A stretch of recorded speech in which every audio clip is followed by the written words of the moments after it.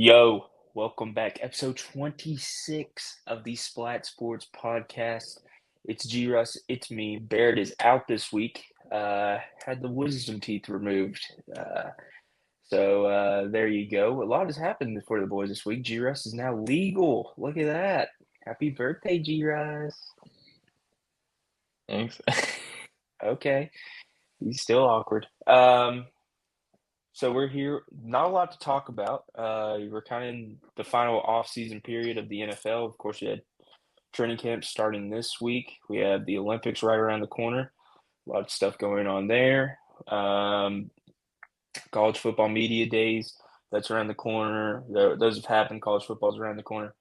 We got a lot going on. So, Juris, let's just jump into it. Let's talk about Team USA. The basketball team, this team should be blowing out a lot of teams, in my opinion. I'm not gonna lie. South Sudan, they should have blown out.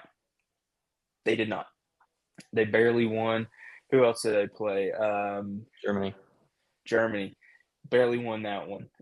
Listen, I get it's an exhibition game, and I get you're trying to, you don't want to get guys hurt and all that. You gotta wake up. We gotta wake up is what I'm saying here. GRS, your kind of thoughts? Yeah, I agree. Team USA should be blowing everybody out. I think they're like 40-plus point favorites against South Sudan. The only guy I've heard of on that team is Winnie Gabriel, who is a very subpar NBA player. But I do think they certainly do have to change something up. LeBron certainly cannot carry them almost 40 years old every single game at the Olympics.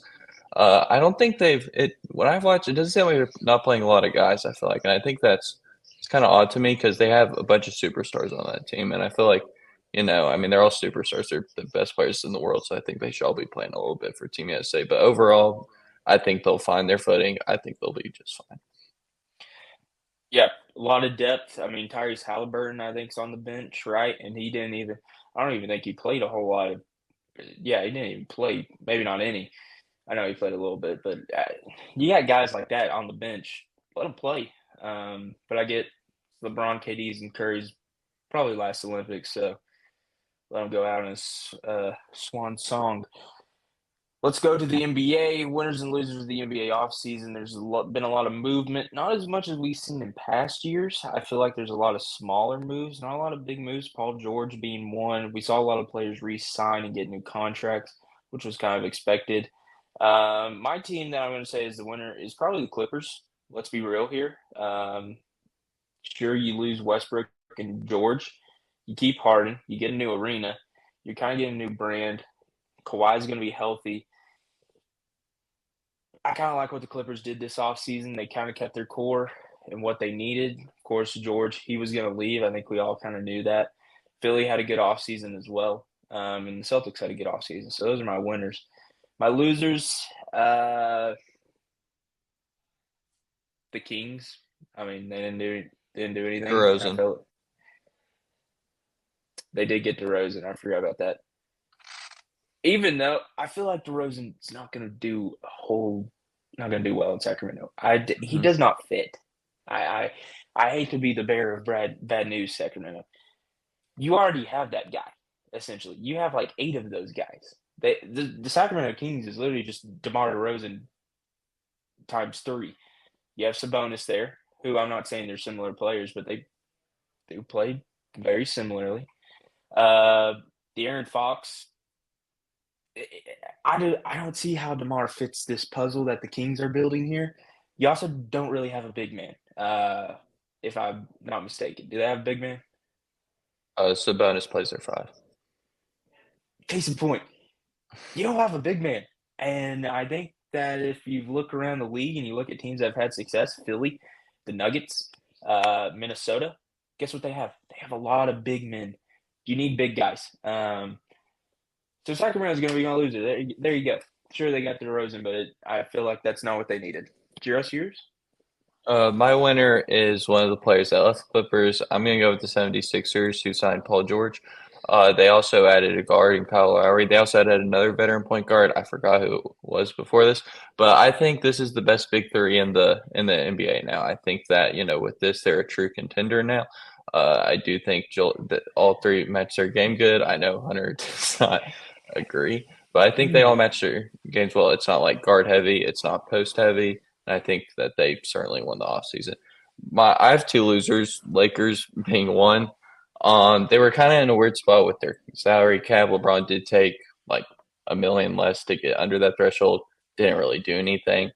But and so they didn't really sign a free agent that wasn't on their previous team. Their draft was decent, draft and connect, but overall they really didn't do much. The loser to me that I feel like no one talks about is the Nuggets. Coming off their title a couple years ago, they haven't added anything.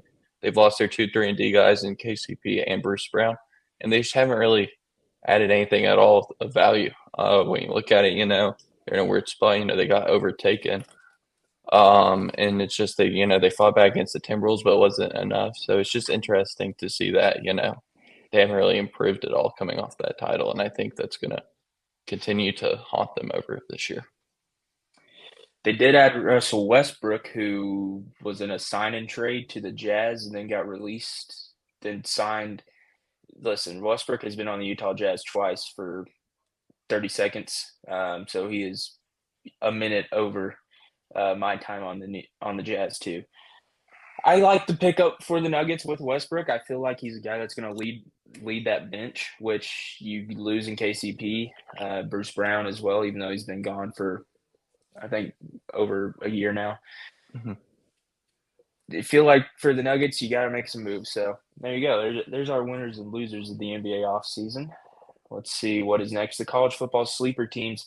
Media days around the corner. We are getting football. This is the last Thursday without football, G. Russ. Think about that. We're about that time. My time. The king of college football. Here I come. I'm not the king, but I will say I am. Sleeper teams. We talked about this last week with our SEC preview. I think next week's going to be our Big Ten preview. We didn't want to do a preview without Barrett here, even though Barrett's probably going to copy his offline. Who cares? He did it. My sleeper team. Jiros, you go first. Let me Okay. ponder this because I have I'm gonna two, but I want to, you know. I'm gonna go to the Big 12 here, and I'm gonna go with Oklahoma State. I know that Gundy had some very questionable comments a couple weeks ago, but they are top five in returning production. Their O line, I believe, has the most combined starts out of anybody else in Power Four. Ollie Gordon's the best running back in football, in my opinion. In a league like Big 12, that anything could happen. I feel like having a strong running game is going to be good, and they could just ride that all the way to championship and into the college football playoff. We've seen Mike Gundy, take average teams and turn them to 8-4, 9-3, maybe 10-2 digit team, and I think he'll do that again with the Cowboys in Oklahoma State. Good pick. Quarterback play is the big concern there in Oklahoma State. So we're interested to see how that plays out. I'm going to go to the ACC. I'm going to go with Virginia Tech. If you look at the ACC and how wide open it is, it's in my opinion, the most wide open conference out of any of them. The Big 12, you have like three contenders, okay, and everybody else is going to but the ACC is wide open because you don't know really what Florida State's going to do with DJU. Clemson has fallen off, and we know that. Sure, they return a lot. They do have a lot of potential. They're not going to be as good. Louisville is going to be all right. I'm forgetting another team that's going to be competing for it. But listen, Virginia Tech, in my opinion, is going to be the team that could very easily walk into a championship there. You have Drones, which is the quarterback. He's very good. The defense is also very underrated. I think a lot of people forget. I kind of like what Virginia Tech's going to be doing this season. So that's my sleeper team. But GRS Media Days also happened. We got a lot of interesting takes from a lot of different coaches. Of course, we had Mike Gundy's DUI talk, which not a good look. If there's a PR 101, that's not it. SEC Media Days are always interesting. We figured out who the real UT is, which is, in my opinion, correct. That's the University of Tennessee, not Texas University. But Giros, your takeaways for Media Day? Yeah, I don't know if ACC's happened yet, but other three did. Obviously, Gundy's comments. UCLA head coach, I forgot his name, former player, had a very interesting press conference. It was kind of awkward. Didn't seem like he prepared. He was just like, uh, "We're from LA. You know, y'all probably never been there." Like it was kind of just like kind of awkward, like myself. SEC was very SEC was very expected. We're Tennessee guys. You can tell Heupel doesn't want to be there. I think he just wants to coach, and I'll blame him for that. Looking at the predictions, Tennessee was finished seventh or projected to finish seventh. That was probably about where they're expected to. There's always the one guy who picks Vanderbilt to win it. I think. I mean, Two he's always guys. does that. It's kind of funny. So, but overall, it was nothing really crazy happened. But one thing Dan Lanning said when Kirby, did you see what Dan Lanning said? I did. Kirby Smart talked about, you know, he wished he had Oregon's NIL money, and then Lanning kind of clapped back and said, you know, signing number one class, you think he probably has something down there too. So that was kind of funny. I like Dan Lanning. I know Hunter likes Dan Lanning a lot. His players would run through a wall for that guy, I believe, and I think that they'll be a force in the Big Ten. So yeah. Big Dan Lanning guy. Also, the Oregon Duck made an appearance at the Big Ten Media Days floating down a river. Um, I think that we've also forgotten about Sam Pittman's "Embrace the Hog" Oh yeah. talk. I don't know what that means. How, how does one embrace the hog? What is the hog? How? What is it? That is what I want to know. That was just an open door statement that is left to interpretation, and that is a bad thing to do. But possibly Sam Pittman's last year in Arkansas. We'll see how that goes. Let's go over to the NFL. Like we said, camps have started. We're now going to see players holding out. We're going to get to Grant's NFL quarterback rankings here in a minute. Players are holding out. Jordan Love being one. He's on the last year of his rookie deal. He wants a big deal. He deserves a big deal. I feel like he's one of the most underrated quarterbacks in the league at the moment. Um, who else is holding out? There's CD Lamb is. CeeDee Lamb's holding out. He deserves a big wide receiver money after Justin Jefferson's deal. Brandon Ayuk also requesting a trade. I believe he's not showing up to camp. Mm-mm. Um, so you just got a lot of guys that are. We see this every year, but it feels like this year it's kind of a lot of money going to be spread around. We also saw a couple new looks. Joe Burrow showing the Cody Rhodes cut, buzz cut. I respect it. I called him Joey Rhodes. Um, so you just see a lot of, this is a fun time as an NFL fan because you get to see guys that, like today, as the NFL posted guys in new places, OBJ in a Miami Dolphins jersey. That was a little weird. Derrick Henry in Baltimore Ravens uniform. It's weird. Fantasy football is also fin to start, so could be a lot of interesting stuff. Jairus, any thoughts on camps, or do you want to jump into Um, your yeah, I guess I'll list? say real quick. The thing that's always interested me about the NFL is that the best players at each position, they change the market so much. Like if Justin Jefferson doesn't get that, you know, CD Lamb isn't asking for so much more money. That's what makes NBA and the NFL so much different. Because like when you looked at the NBA offseason, you think, you know, these guys are overpaying for these young core guys that they want, but like that's just the market now. Like it looks like you're overpaying, but that's going to become the new normal thing, I guess. Same with the NFL. Guys will, you know, one really sign from the best player changes the market a ton, and I think that that's going to continue to happen until the NFL changes some of their policies. Interested to see what the Cowboys do. You got a lot of money problems down there, and you got to pay CD. But let's jump into Grant's quarterback rankings. I I questioned it here. Let's jump to the honorable mentions. Jared Goff, number 13. I feel like that's pretty fair, in my opinion. Jared Goff should probably be there. Jared? Yeah. Hunter talked about Kirk Cousins a little bit. I do say that, you know, if he's not coming off the Achilles, he probably has a case for this spot. They're both pretty similar, both pocket passers, but Golf is slightly younger, so I did favor that over Cousins for that reason. There you go. The next one, the disrespect is still here after how many months have we been doing this? Since what? November. November. So Under, I'm not a hater. we're probably I'm what just not a lover. 7, 8 months out, and my gosh, Brock Purdy disrespect is you disrespect him. You don't hate him, but you disrespect him. Well, okay, here's the thing though. I value different things in quarterbacks than you do. I clearly. I value talent more than anything. All right, let's keep going through the list here before I. Mr. Top 100, Aaron Rodgers. Aaron Rodgers recorded, I think, 4 snaps and made the NFL Top 100. How does that happen? 8 seconds. There you go. But I do like Rodgers here. He's getting old. He's going to be coming off an injury. He looks ready. I'm interested to see how Aaron does in New York, and I think the Jets are going to be a interesting team, to say the least. But I like Rodgers at 11. Mm-hmm. Prescott at 10. That's fair. No playoff success. Mm-hmm. Makes a lot of money. He's I don't asking know for more why. money now. Yeah, he's actually asking He's for not more holding out, money. but he's asking for it. It's just, I just you hate Dak know, Prescott. I'll stand on that and say I hate Dak Prescott. But there you you go. don't like him.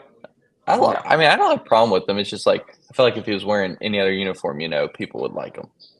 no. When I'm saying I hate a player, I don't hate a player. I just listen. When Matt Ryan was in the league, Dak Prescott would always be rated higher than him, and I never liked that. So let's move to the next one.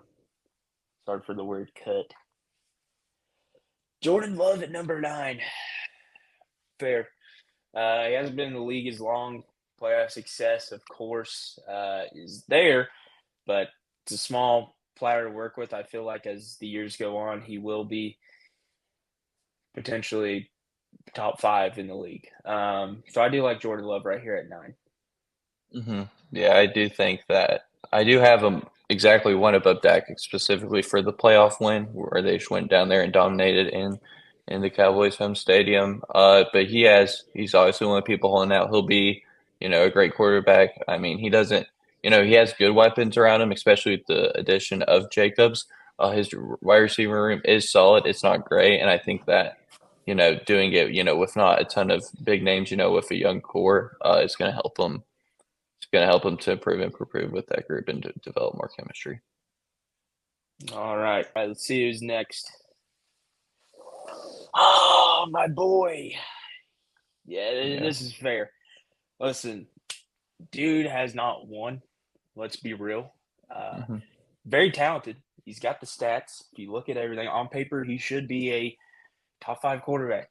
He does not have the roster. He does not have the coaching. That's why I feel like the Chargers are going to be a sleeper team this year because they have everything that they need.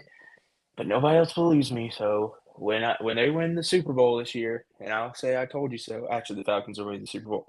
But when I say I told you so, there you go. Jess?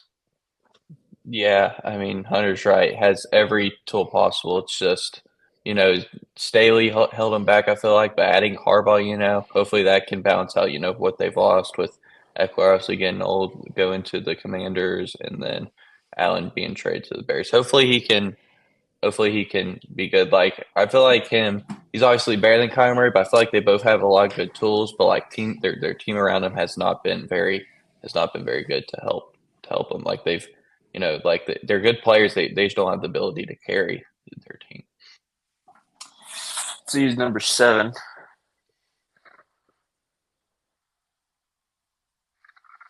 Ooh, Jalen Hurts at 7. Jiros, explain yourself on this one, buddy. So I I watched a lot of Eagles this year, specifically for fantasy purposes. AJ Brown, my guy this year, carried me to second place. But when I watched them this year, and I feel like a lot of people have agreed with this, that were big holes this year that the Eagles did not fix. Their OC was not that good this year. Obviously, Shane Steichen left to the Colts, where Hurts had his best year, probably top 3. He was the MVP. He was in the MVP conversation.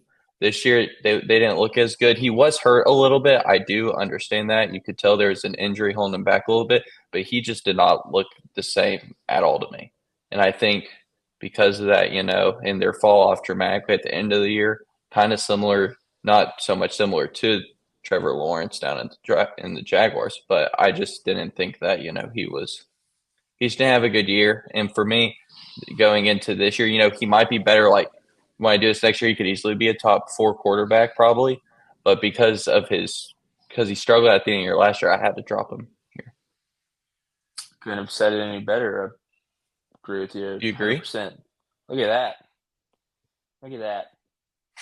Who's 6? Ooh, okay. Love you some Stafford, apparently. I feel like he gets a lot of unnecessary hate. I'll say that. I feel like he is. Parts of his game are underrated. But number 6 is crazy. Not gonna lie, number 6 is crazy. I feel like Purdy should be here out of any of them, but just Purdy should be actually top 3. But there you go. Um, Yours? so let me say a couple things about Purdy. What would you put? Do you think Stafford and Shanahan system's better? Why are we going on this stupid debate again? Listen, Hey, that's time.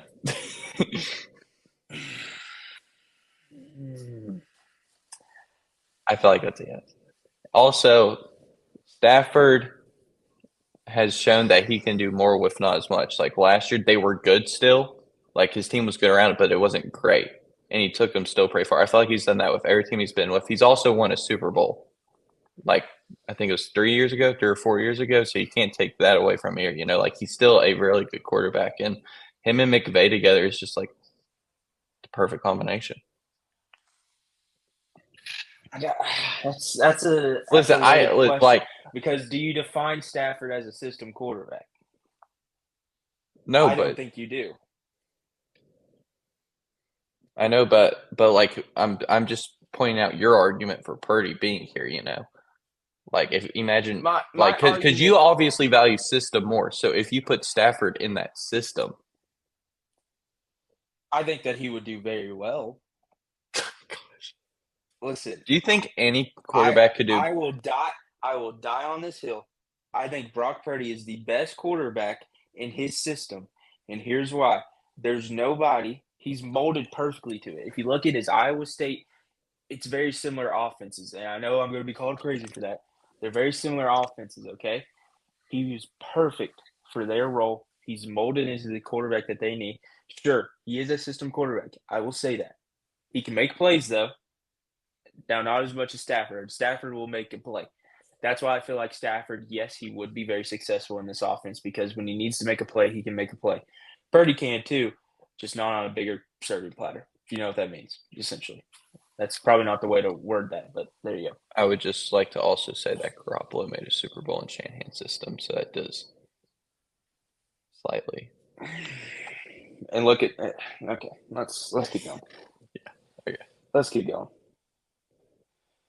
Stroud at number 5, the sophomore slump, I feel like is going to hit Stroud very hard, in all honesty, because they have given him the keys to the kingdom, and we've seen what that has happened. We've seen what that has caused certain players. You also give him Stephon Diggs, who I think it's a curse. I honestly think he is a curse to teams. But I do like Minneapolis Stroud Miracle. here. Has he I don't want won to talk a about that, by the way. has he won a conference championship? No. Stroud? No, Diggs. Every conference championship he's in, he's lost. He's been in like, let's see, he went to 2 Well, in Buffalo, right? when you play against the Yeah. best quarterback possibly ever, Still, according to some people, it doesn't help you. there you go. I like Stroud here at 5. Who's 4? Okay, you do. I also like Joe Burrow at 4. Yeah. I'd probably put him higher than this if he wasn't coming off an injury. He has, I think Higgins still has he's still requesting that trade, but I mean, him and Chase together is like possibly one of the best combinations between quarterback and wide receiver in that. And I think that, he'll be, he always has that slow start, but he usually picks it up pretty quickly. Last year he couldn't because of his injuries, but the Bengals will definitely be back this year, I think. Also got him to no line, so I feel like Joe Burrow, very Yeah, good that's year, true. possibly incoming. Who's number three? Is Hold on, let's go through the rest of this list because I know who your number one is. Is Allen your number two? Yes, Okay, Allen is my number two. okay, okay. Two quarterbacks that have had very similar playoff success. Let's be real here. They can't win the big one. They haven't won the big one. Lamar's had worse playoff success, and I know you can't define a quarterback by playoff success. I do, for the most I part. can tell. I can tell. Here's why Lamar is behind Allen. Lamar's team has been so much better. He has had a top 5 to 7 defense probably every year when he makes the playoffs. Also, Allen did almost all he could a couple years ago in Arrowhead when they went to overtime.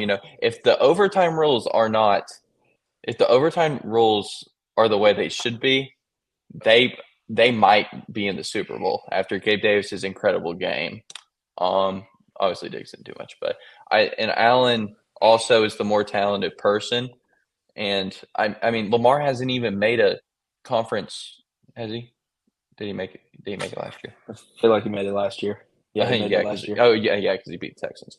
So I do feel like though that the fact that Lamar has had a better team around him and he can't do it, I get he was MVP.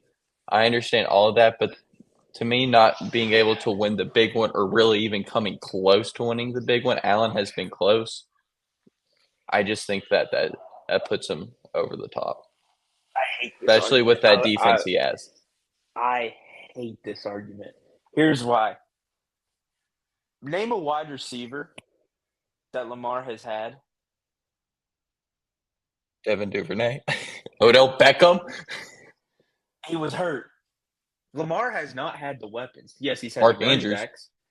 He had the running backs, but he has not had the receiving weapons. Now, let's go look at Josh Allen's. No, both deserve to be in the top three. I'm not saying that. I think Lamar should be number two. Let's be real here. I'm interested to see how Allen plays this year because he no longer has Diggs and Gabe Davis. Now, if Allen can prove that he can still play at the high level that he has played at without those receivers, yeah, then he belongs at two. But you're telling me a two-time MVP is not number two? Aaron What? Rodgers is 2-time MVP. More Yeah, than but he's that, old. actually. He won in He's old. 2020, 2021. He's old. We don't care. He's hurt. We know. Shut up. I don't know. If you can't tell me that Josh Allen played MVP caliber football last year, though. Okay, question. Okay, and I know you hate this question. What happens if you put Josh Allen on No, the I'm not. Ravens? I'm not doing this on the Ravens. Yeah, Does not work. does not Allen work can't. Allen can't run in like Monken's Lamar. system. Allen can't run like Lamar. Josh Allen has the extra, like he has the ability to make, like he has the He has better the arm. ability to make He throws. can Yes, move I know. still. He's I a know what bigger you're saying. body. Like the only thing you're really sacrificing from Lamar is just slightly worse running, Okay. Yeah. slightly less mobility. I get Let's just Allen. go. I get. Okay, I hate your arguments because they I'm right. they're halfway true, and then you throw like a bullcrap reason in the Halfway middle of it. true. So just agree at the half point. No, because it's not. Two truths. I mean, a truth and a lie doesn't make a truth. Makes a lie. They're both truths to me. Okay. And of course, Patrick Mahomes at number one. He's not the greatest quarterback of all time. He could get there, but he's not. I'd entertain the argument. Well, I'm not. I'm not entertaining that argument right now. You've lost me already. I know What? what you're Okay. gonna say. What is? I know what you're gonna say. Look at his stats under 25. Yes, I know what you're gonna say. Look at the playoff success he's had. Brady didn't have that success early on. Yeah, I know. Just make the case for me. Just. But listen, I don't think, and this is me being me, I don't think that he can keep it up. What are your biggest problems with the list? Can I ask that? Besides, I mean, where would you, so you have Purdy at I 6? I would have Mahomes, Jackson, go back through. Okay. Mahomes, Jackson, Allen, Burrow I like at 4. I would probably I'll put be honest. Purdy at I I'd prob understand an argument from like 5 up to 10. I'd probably put Purdy at 5, Stroud at 6, just because Lord. Purdy's had the better playoff success. Stafford I would put at like 8. Okay. I feel like Hurts is a wild one here. I like Hurts. Like Yeah. you can make because like Hurts has the ability to be top. I like Like Hurts at 7. yeah, like I mean, like when you like if I just like feel like blindly saying Jalen Hurts is the best quarterback, you're like really, but when you think about it, it really is true. When you a year from now, if well, I'm interested to see how this season plays for Hurts. But so Hurts at 7, Stafford at 8, Herbert Moving your boy down. Herbert at 9, just because my boy's been out of luck, and Love at 10, and then just move everybody back one besides Purdy. But yeah, there you go. Actually, I'd probably put Jared Goff above Prescott. There you go. There's your You want me to give quarterback my wide quiz. receiver one next? No. Well, I mean I know you're gonna write one, but I'll write one, yeah, but y'all need to be no, writing more though. I'm working. I You want to do working? college football one. It's very hard for me to write an article on an iPad. I don't That is know if true. you. Yeah, I whipped this up in 25 minutes somehow. I was in my zone. But check out spysportsnetwork.com for Yeah, more 2-month-old articles. blogs. I got an SEC football one probably coming up soon. As you see, okay. Or no. I'll keep my cards close to my vest, as they say. But that's episode 26. The Splat Picks boys should be back soon. Sorry, it's been a little dormant from the network. We're in the last days of summer. But Sports are almost back. yeah, Football's almost back. football is almost back. It's a good time of year. I will say that. So there you go. We're almost to 1 year. Splat Sports, Yeah, like 4 months. 4 months. It's kind of crazy. Yep. So there you go. We'll see you guys next time. Jesus loves you. Barrett's thing. There we go.